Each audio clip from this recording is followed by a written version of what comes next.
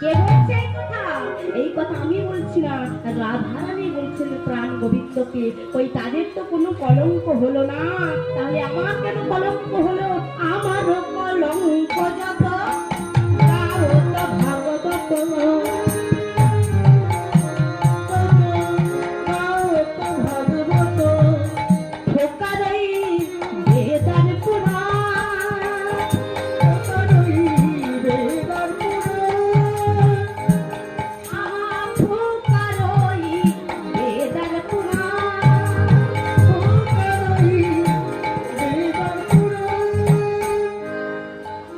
বিনোদিনীকে বলছেন, রাধে তা যখন তোমার কলঙ্কের কথা সবাই বলে, তা তাদেরকে তুমি কিছু বলো না?